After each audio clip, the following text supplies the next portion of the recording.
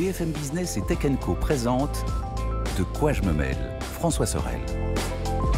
Voilà, de quoi je me mêle, deuxième chapitre. Merci d'être avec nous. N'oubliez pas tout à l'heure à la fin, le petit module bonus. Notre bonne résolution de cette année 2024 se poursuit.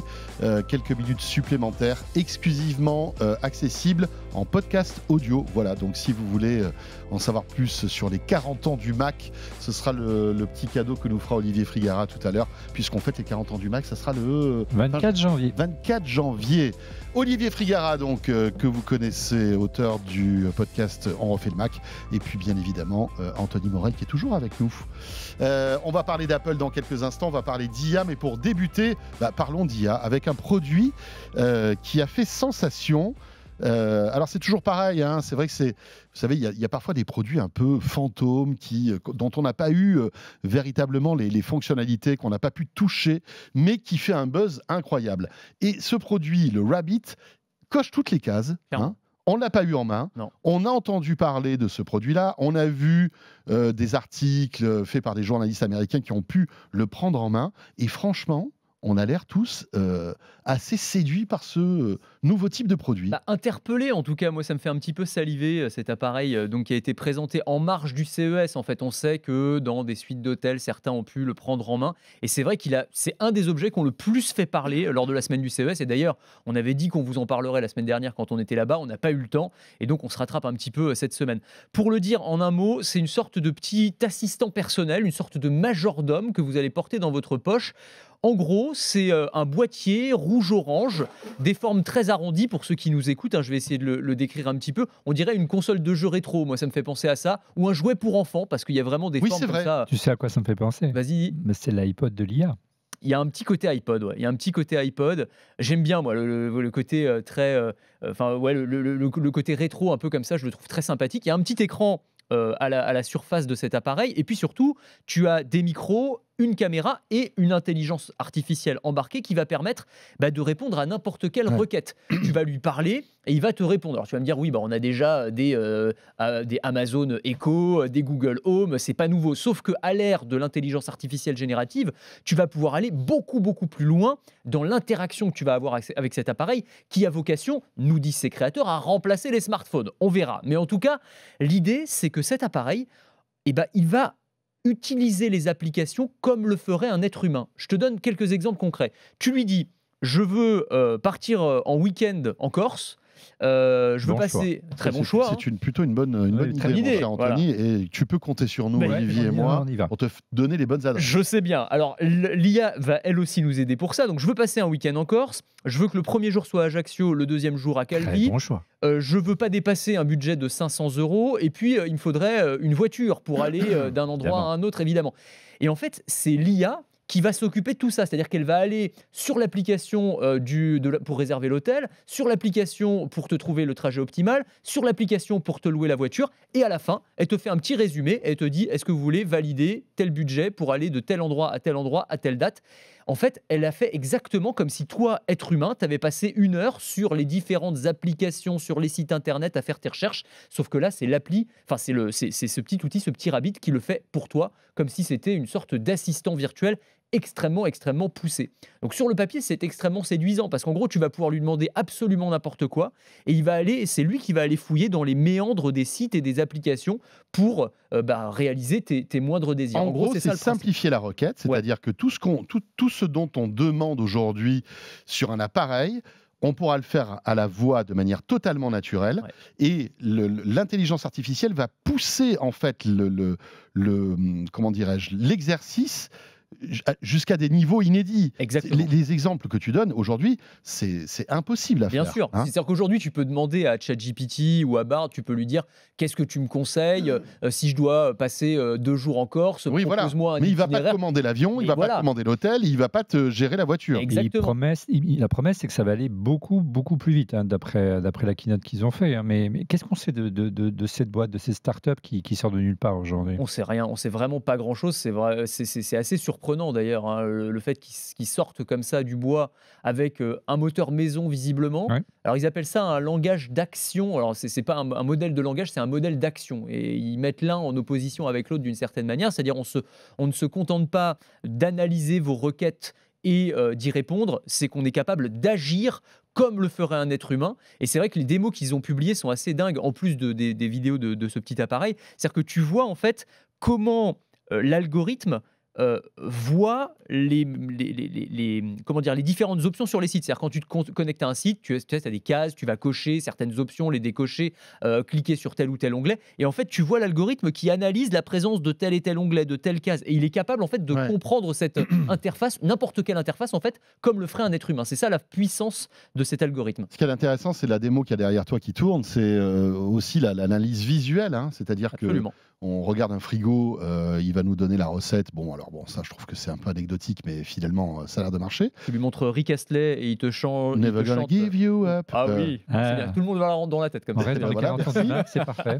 Il y a aussi le comédien d'Oppenheimer là, qui a été détecté. Ouais. Mais moi, alors, je me dis, effectivement, c'est cool. C'est un petit objet qui a l'air sympathique. Mais finalement, notre smartphone pourrait avoir tout à fait cette intelligence. C'est-à-dire que demain, on peut avoir une appli Rabbit sur son smartphone. Et voilà.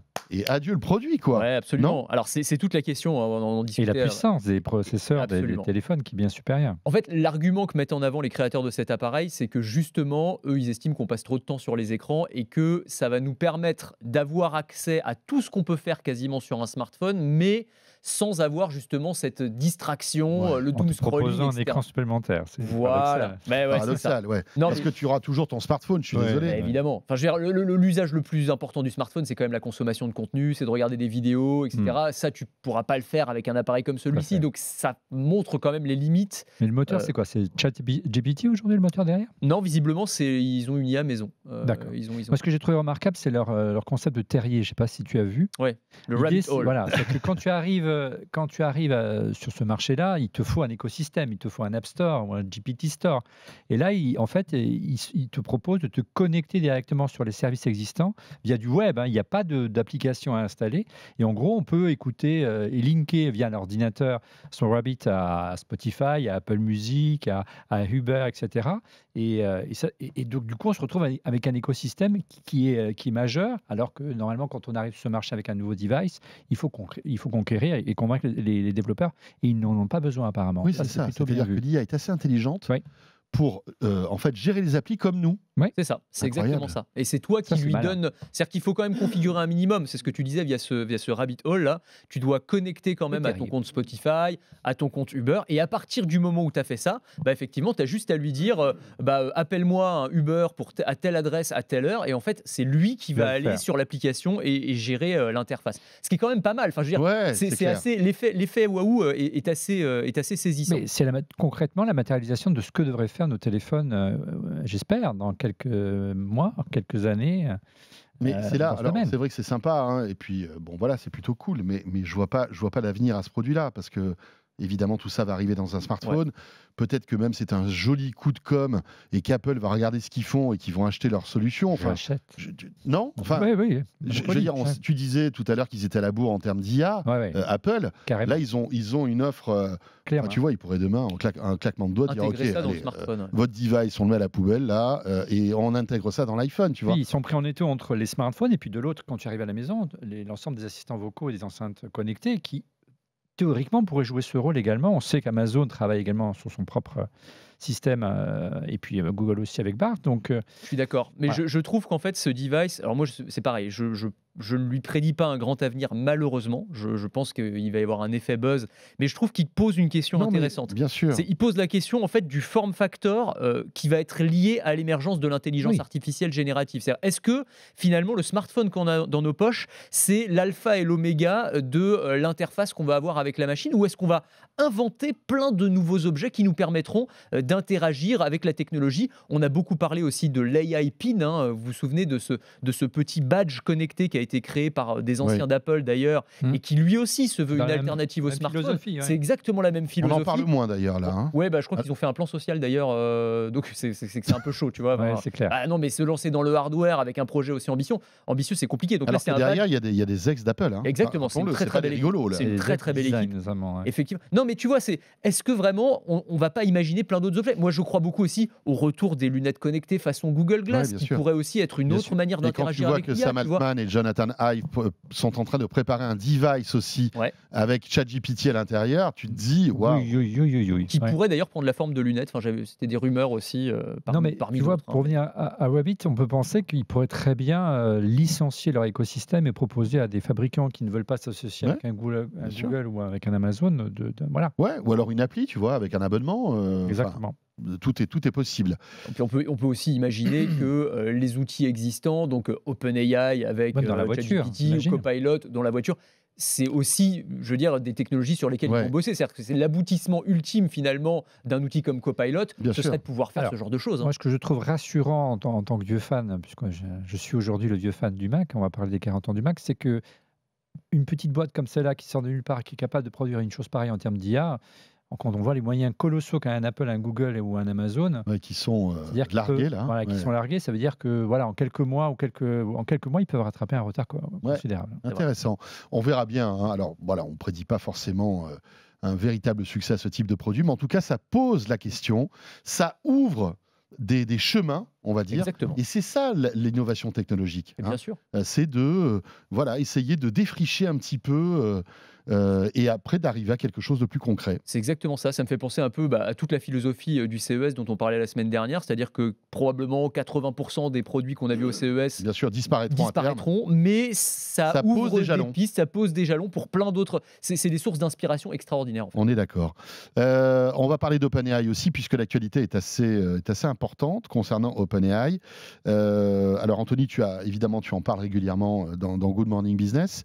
Qu'est-ce qu'il faut retenir de cette semaine concernant OpenAI et ChatGPT? Alors il y a deux choses moi qui m'ont frappé. D'abord c'est le lancement officiel du GPT Store. On l'avait évoqué au moment où il avait été annoncé, mais là c'est le lancement officiel pour les gens qui sont abonnés, donc qui ont un abonnement payant à ChatGPT. On a accès à cette boutique d'applications, à cette App Store de l'intelligence artificielle, qui est assez intéressante mine de rien. Je suis allé me promener un petit peu. Donc en gros, le principe c'est d'avoir des mini ChatGPT mais thématiques qui vont être proposés par n'importe qui. D'ailleurs, ça peut être des développeurs. D'ailleurs, je dis des développeurs, il n'y a même pas besoin d'avoir vraiment des bases en codage, puisque ça se fait en no-code d'ailleurs. Mais tu vas pouvoir proposer ton GPT personnalisé en utilisant évidemment le moteur d'IA générative d'OpenAI et en le couplant avec des données dont tu peux disposer. Alors ça peut être des choses diverses et variées. Ça peut être par exemple une IA spécialisée dans les jeux de société qui va t'expliquer de manière très didactique toutes les règles de tous les jeux de société qui existent sur Terre. Ça peut être, moi j'aime bien la course à pied, une IA coach en course à pied qui va te faire des plans d'entraînement ultra personnalisés. Et en fait, n'importe qui va pouvoir comme ça proposer son chatbot avec des thématiques, des entreprises aussi, on peut imaginer que, en gros, ils utilisent le moteur de ChatGPT, qu'ils couplent ça avec la masse de données dont ils disposent eux, et ça va faire un ChatGPT spécialisé pour les effectifs de cette entreprise en particulier. Enfin, voilà, il y a plein de cas d'usage possibles. Je trouve que c'est extrêmement intéressant. Et là aussi, c'est une piste de diversification, on va dire, pour OpenAI et pour ces intelligences artificielles qui vont de plus en plus s'inviter dans nos vies quotidiennes. Voilà, c'est ce Les qu'on meilleurs appelle genres aussi d'un les écosystème. GPTs. L'iPhone est parti de ça. J'en reviens toujours à Apple, mais l'App Store, ça a été l'étincelle qui a fait tout exploser. Et voilà, pour moi, c'est un potentiel énorme. Ouais. Exactement. C'est clair. C'est Exact. la vie. On va dire que c'est vraiment le deuxième acte, le deuxième chapitre Deuxième étage d'OpenAI avec C'est ChatGPT. ça. hein. Et sachant que tout ça sera monétisable, c'est aussi ça, on n'a pas parlé de Ouais. cet aspect-là, mais tu vois, tu vas avoir des développeurs qui vont proposer des chatbots avec l'idée d'avoir des modèles économiques de partage entre OpenAI et puis une partie, alors je ne sais pas quel sera le pourcentage, mais en tout cas, ça va aussi inciter, tu vois, des gens à innover, à D'accord. créer des chatbots sur plein de thématiques diverses et Et le variées. Store GPT, il est accessible là dès maintenant en Ouais, tu France, peux y par aller. exemple. Si tu tapes GPT Store, tu y as accès. Alors après, le truc, c'est que pour avoir accès à ces mini chatbots, il faut quand même être abonné payant. Ah d'accord. Tu peux voir, sinon, tu peux voir Oui. leur intitulé, Oui, mais sinon, oui, tu oui. n'y auras pas accès. Voilà, c'est ça le truc. Intéressant. Vraiment pas mal. La deuxième actu, alors là, elle est intéressante puisque OpenAI prend conscience un petit peu, on va dire, de la puissance de son moteur d'IA et propose et annonce des mesures justement pour éviter la désinformation. Absolument. En fait, à l'approche de l'élection américaine, là, il y a quand même un gros sujet démocratique qui se pose. Et d'ailleurs, il y a beaucoup de médias américains qui commencent à s'interroger sur ce truc-là, c'est-à-dire la puissance de l'intelligence artificielle et comment elle va avoir un impact et peut-être même dérégler l'élection d'une Et après certaine la manière. catastrophe réseaux sociaux, on s'en s'en souvient lors de la précédente élection. Évidemment, enfin, tu vois, ça peut avoir un impact. Et il y a déjà des cas d'ailleurs assez intéressants. Je ne sais pas si vous avez vu passer ça, une candidate démocrate, alors je crois que c'est au Congrès pour le coup, qui a utilisé un voice bot, donc un chatbot avec une voix, pour appeler des milliers et des milliers d'électeurs pour présenter son programme. Donc tu vois, en fait, c'est une sorte de détournement des outils d'intelligence artificielle au bénéfice d'une propagande dans un camp comme dans l'autre, quoi, si tu veux. Mais en tout cas, c'est un outil maintenant dans l'arsenal électoral des candidats. Alors, il y a eu un autre cas où c'est... alors, Ron DeSantis, c'est un adversaire de Donald Trump pour l'investiture républicaine, où en gros, son équipe a créé un deepfake où on voit... Donald Trump, donc son adversaire politique, prendre dans ses bras Anthony Fauci, alors qui était le monsieur Covid américain et qui est l'ennemi juré du camp républicain en gros. Donc tu vois Donald Trump qui prend ce mec dans ses bras et donc c'est un message envoyé aux républicains, vous voyez, il y a un copinage, etc. Sauf que c'est un deepfake, mais ils n'ont jamais dit, l'équipe de Ron DeSantis, donc c'est des gens qui sont des politiciens professionnels, n'ont jamais dit que c'était un deepfake. Ils ont utilisé un trucage généré par une intelligence artificielle pour tromper une partie de l'électorat. Ça, c'est condamnable en revanche. Évidemment, c'est quand même problématique. Mais en tout cas, la question, c'est comment est-ce qu'on permet de réguler tout ça. Et donc, c'est une forme de diffamation. Exactement, c'est une forme de diffamation. Donc OpenAI a dit, bon, attendez, nous, on est conscient des dérives que ça peut générer. Donc, on va prendre un certain nombre de mesures. Donc, par exemple, des outils comme DALL-E, donc, qui dépendent d'OpenAI aussi, donc c'est les IA génératives d'images, ne peuvent pas générer d'images de personnes réelles et encore moins de personnes qui sont des personnes politiques. Bon, pourquoi pas. Quand tu fais des recherches sur certains thèmes électoraux sur ChatGPT, on va désormais te rediriger vers un site qui s'appelle canivote.org, ou je sais plus, enfin, c'est une sorte de site officiel des élections où il y a des informations qui sont vraiment très officielles, et donc pour éviter les hallucinations de l'intelligence artificielle sur ces sujets. Bref, ils essayent de prendre un petit peu des pincettes et de prendre un peu les devants aussi, parce qu'il va y avoir probablement beaucoup de critiques sur les dérives de l'intelligence artificielle pendant cette élection. On peut dire tout ce qu'on veut sur l'Europe et le retard éventuel qu'on aurait en matière d'intelligence artificielle, mais en matière de réglementation, apparemment, c'est le bon tempo qui est suivi. Un système ne peut pas s'autoréguler. C'est vrai. Mais après, alors je suis complètement d'accord avec toi. Après, la question que je me pose, c'est derrière ces intentions louables, est-ce qu'il y a une efficacité réelle ? Après, je suis pas. Il ne faut pas tomber dans l'administratif à outrance et empêcher l'innovation, mais il y a un juste milieu à trouver, c'est évident. Mais comment savoir qu'un contenu a été généré par l'IA et un autre qui a été généré par un humain ? On peut en parler pendant des heures, mais c'est ça le problème. Alors, t'as aussi... Que ce soit l'écrit, que ce soit l'audio, que ce soit la vidéo, les photos, en fait. Alors, tu as tout à fait raison, et ça fait partie aussi des mesures, j'allais l'oublier, prises par OpenAI, et c'est peut-être la plus importante, c'est que visiblement, maintenant, il y aura une sorte de petite pastille. Alors, je ne sais pas si elle sera visible à l'œil nu sur chaque image ou s'il faudra aller dans les paramètres de l'image pour la voir, mais il y aura, si tu veux, une sorte de marqueur numérique qui te dira cette image a été générée par une intelligence artificielle. Je suis d'accord avec toi. Moi, je pense que c'est bien de le faire, sauf que on sait très bien qu'une fake news... Les professionnels peut-être pourront le voir. Évidemment. Mais une fois que tu auras vu l'image sur les réseaux sociaux... Est-ce qu'une photo sur Twitter, tu verras le petit point? C'est ça la question. Et tu la verras, elle sera débunkée, mais une fois qu'elle sera débunkée, elle aura été vue 1 million de fois, et de toute façon, la news sera déjà passée. Donc, Le problème, c'est qu'aujourd'hui, dans la Silicon Valley, dans cette industrie-là, que ce soit l'industrie de l'intelligence artificielle notamment, et on le voit avec Elon Musk, c'est qu'il y a un courant libertarien qui veut que... qui veut pas laisser faire, mais à chacun de se faire son opinion et laisser la liberté d'expression.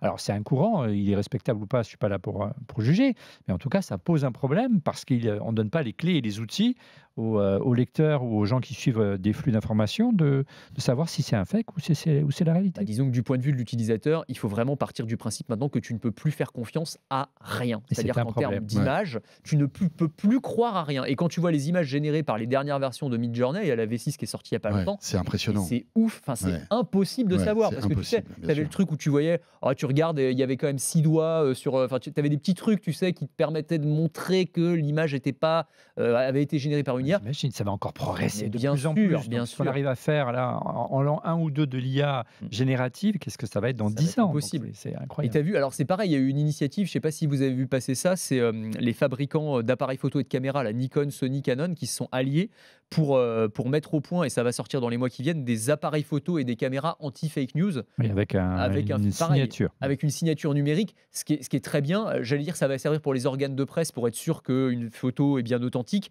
Mais je pense que derrière, ce sera impossible pour les monsieur et madame drivers, tout le c'est monde très de bien, savoir. mais après, Voilà. au-delà, c'est plus Ouais, compliqué. je suis d'accord. Le problème, c'est qu'il n'y a pas de bonne solution. Là, tu as l'impression que c'est un truc qui est inéluctable, en fait, quoi. C'est très, très compliqué. Hein. Très, Là, très tu compliqué. crées un mot pour Apple. Bon, enfin, ça, je te donne peut-être avis. Non, mais c'est vrai, c'est vrai. Écoutez, il nous reste 10 minutes. J'aimerais qu'on s'intéresse aussi à l'actualité d'Apple, justement, qui est assez riche.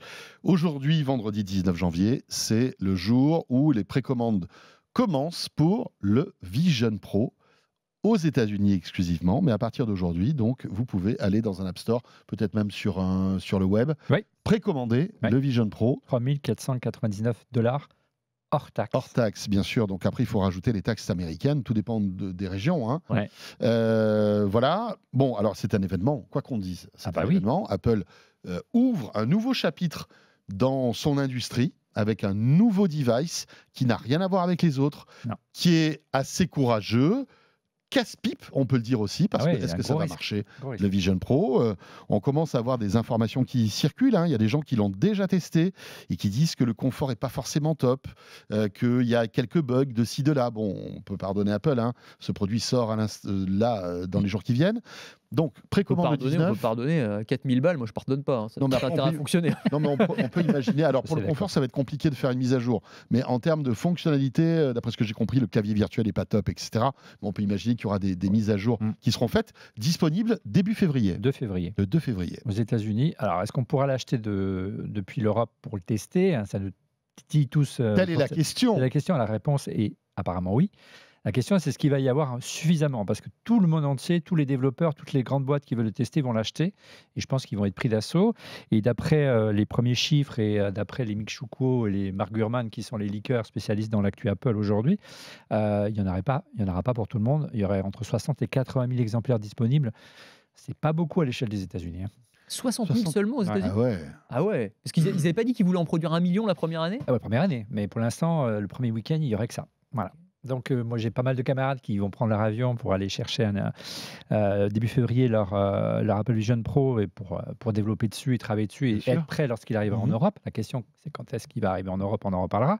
Et la question, c'est est-ce qu'il y en aura pour tout le monde? C'est pas gagné. Voilà, donc, puis, moi, si j'étais Apple, je jouerais un peu sur l'effet pénurie. Hein.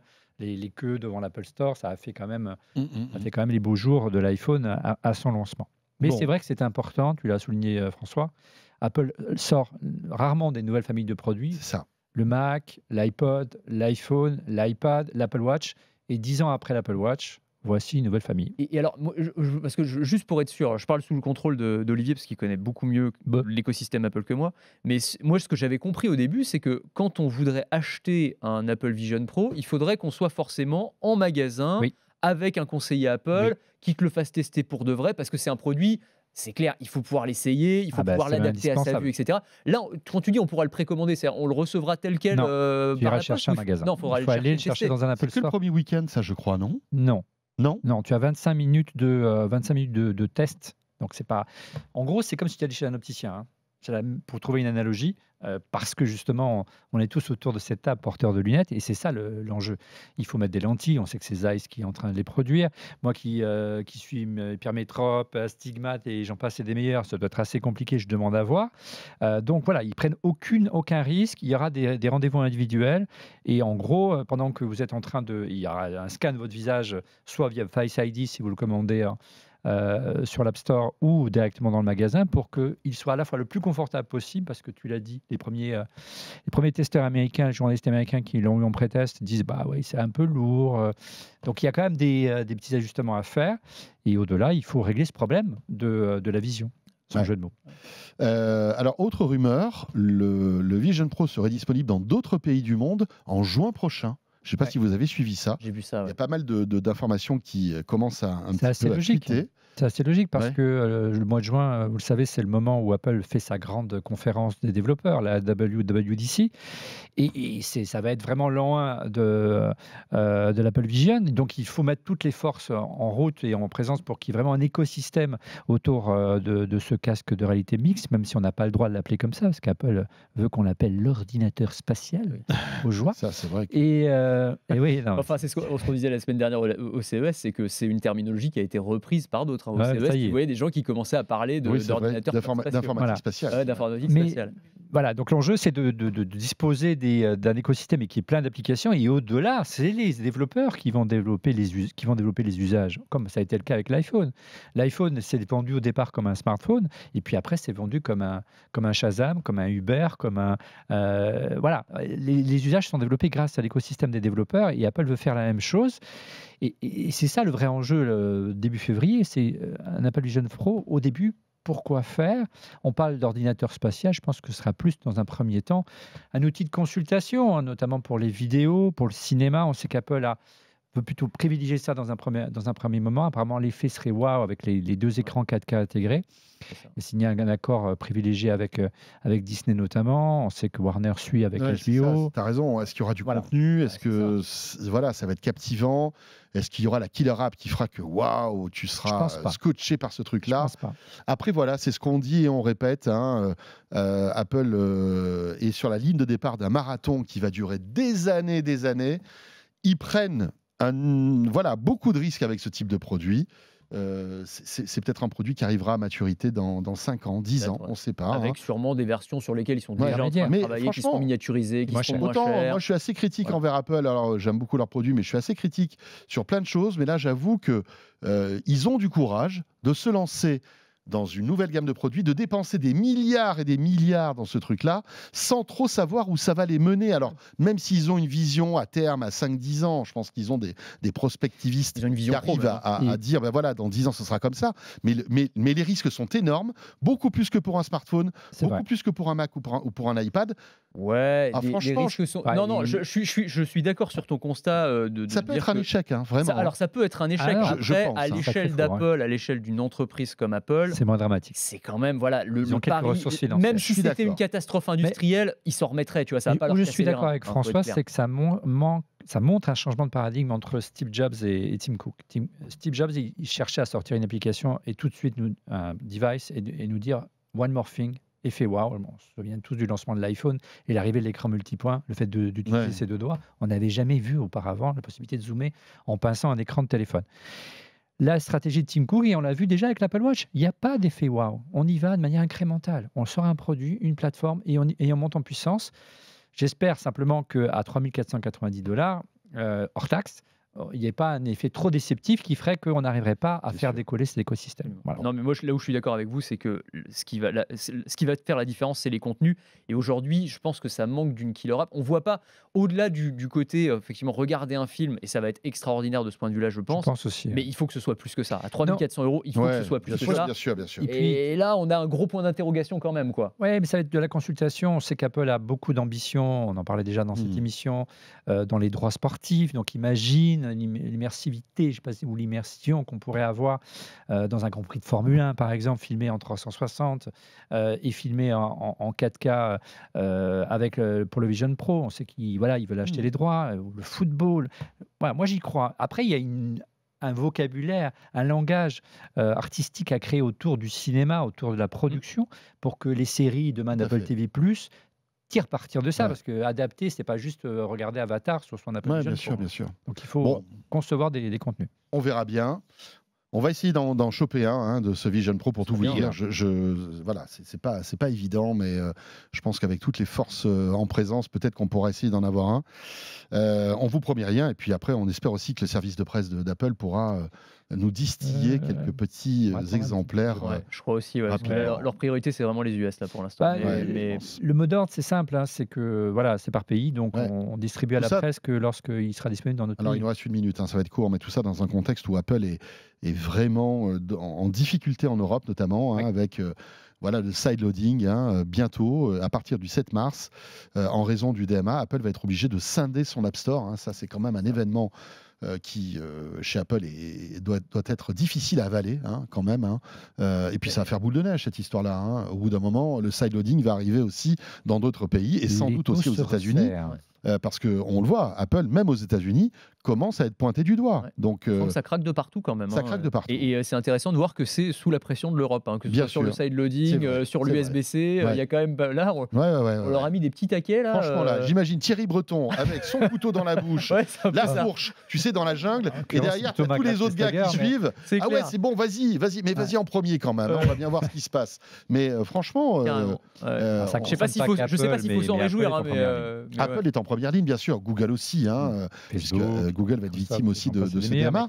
Mais on aura l'occasion d'en reparler. Mais Ils vont être le obligés printemps, d'ouvrir leur App Store. c'est voilà, bizarre. le printemps 2024 pour Apple et pour Google aussi va être sans doute assez mouvementé.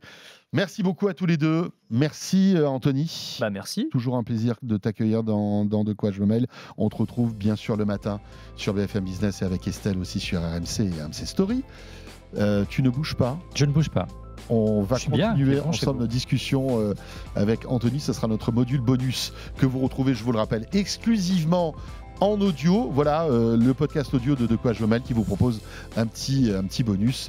On va s'intéresser avec Olivier aux 40 ans du Mac. Voilà. Happy birthday, Macintosh. Et merci en tout cas de nous avoir suivis. Et si vous ne nous écoutez pas sur le bonus, on se retrouve bien sûr la semaine prochaine à la radio, à la télé, bien sûr, et sur YouTube. À très vite. De quoi je me mêle sur BFM Business et Tech & Co.